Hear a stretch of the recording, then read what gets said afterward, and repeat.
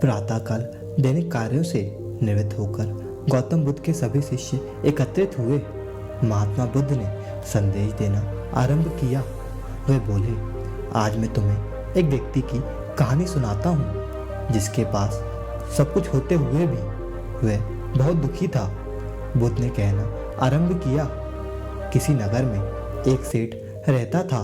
उसके पास लाखों की संपत्ति थी, बहुत बड़ी हवेली थी, नौकर चाकर थे, फिर भी सेठ के मन में शांति नहीं थी।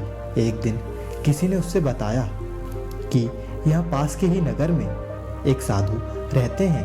वे लोगों को ऐसी सिद्धि प्राप्त करा देते हैं कि उससे मनचाही वस्तु मिल जाती है। सेठ उस साधु के पास गया और उसे प्रणाम कर निवेदन किया, महाराज, मेरे पास धन की कमी नहीं है, फिर भी मेरे मन में बहुत अशांति रहती है।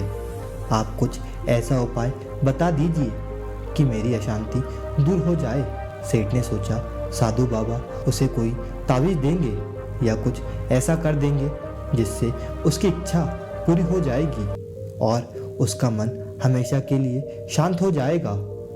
लेकिन साधु ने ऐसा कुछ भी नहीं किया, बल्कि अगले दिन साधु ने सेठ को धूप में बैठाए रखा और स्वयं अपनी कुटिया के अंदर जाकर छाया में चैन से बैठा रहा। गर्मी के दिन थे, सेठ का बुरा हाल हो गया। उसको बहुत गुस्सा आया, पर उसने किसी तरह से खुद को शांत किया। दूसरे दिन साधु ने कहा, आज तुम्हें दिन भर खाना नहीं मिलेगा। भूख के मारे दिन भर सेठ के पेट में चूहे कूदते रहे। अन्न का एक दाना भी उसके मुंह में नहीं गया। लेकिन उसने देखा, साधु ने तरह तरह के पकवान उसके सामने बैठकर बड़े आनंद से खाए। सेठ उस रात बहुत परेशान रहा। वह एक क्षण को भी नहीं सो पाया।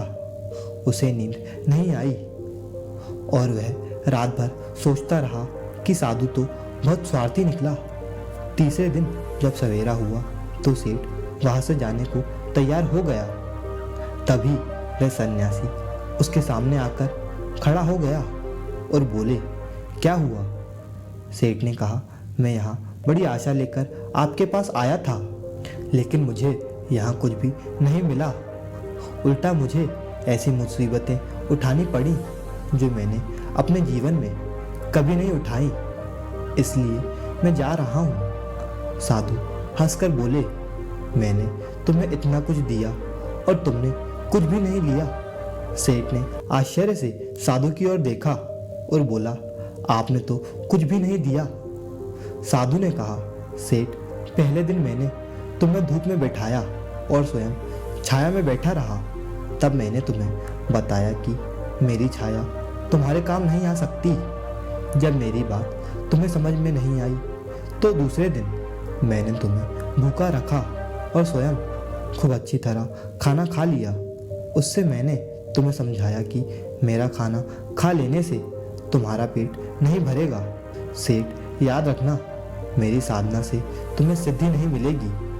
तुमने अपना धन अपनी मेहनत से कमाया है और शांति भी तुम्हें अपने पुरुषार्थ, साधना और अपनी मेहनत से ही मिलेगी। सेठ की आंखें खुल चुकी थी।